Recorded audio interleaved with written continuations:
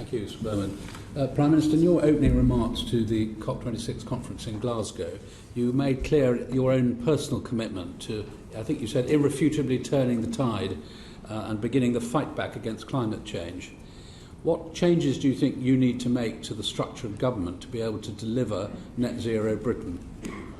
I think that government is well structured to deliver net zero in the UK, and what we have is a COP president in Alok Sharma who will help to continue to make sure that our climate change objectives, the world's climate change objectives, are delivered. And Alok is going to work with the incoming Egyptian presidency of COP, the Emiratis, who will be running the next COP28, and the real job of work now is global. We have to make sure that everybody, all the 190 plus countries, stick to the commitments that they made and make COP26 real. So his focus will be on delivering the global commitments. At the moment, he chairs the Climate Action Implementation Committee, which relates entirely to the UK delivery. Will he continue to chair that committee? Yes. And when did you last chair the Climate Action Strategic Committee, which sits above it? I can't give you the date, but it was not very long ago. Would you mind letting us know? And Sir. When will you be chairing the next one?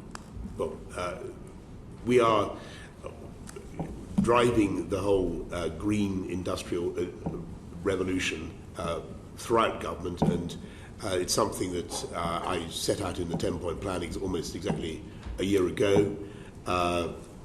We've been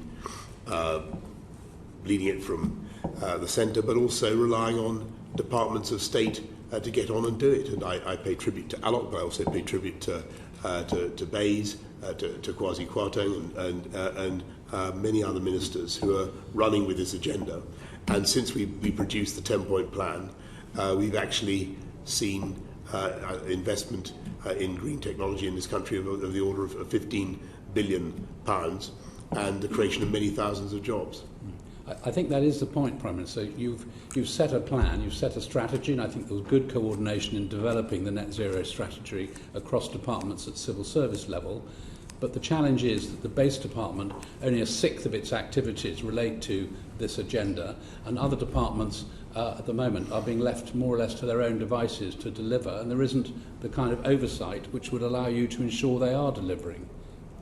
Well, that's not true, because... Well, we're behind on the fourth, the fifth and the sixth carbon budget projections for the coming... Yes, but the oversight is being given by me, because we are driving the green industrial revolution, the 10-point plan. So on CP6, for instance, the only way to do that is to put in the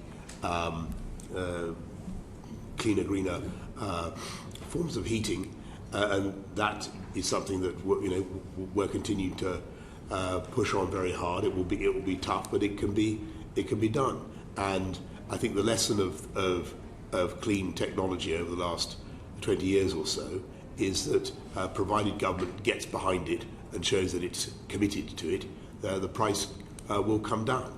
The price of EVs is now falling. The price of wind and solar have fallen very sharply.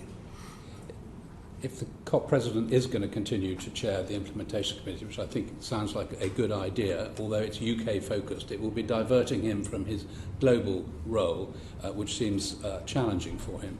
Will you discuss with him the remit, the composition and the reach of the committee to make sure that they have the necessary powers to deliver across government? Because all the evidence that we've had before our committee is that there is considerable lack of joined-up activity across government to deliver this agenda. We have multiple ministers appearing before us, and they regularly say they don't have responsibility for the subject that we're talking about.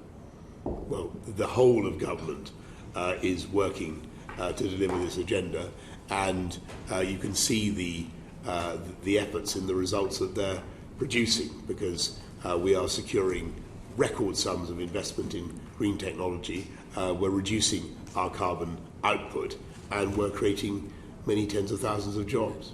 My final question, Prime Minister, is the UN Secretary-General said in his opening remarks that his intent for the next year is to establish metrics to measure performance by countries in meeting their NDC commitments at COP.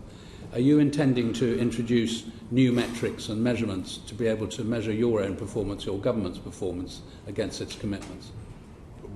The measurements are clear for everybody to see, and they're there in the reductions of CO2 that we achieve, and one of the things that was achieved at COP26 was agreement on the Paris rule book, so that everybody has common metrics and common dates by which they judge progress.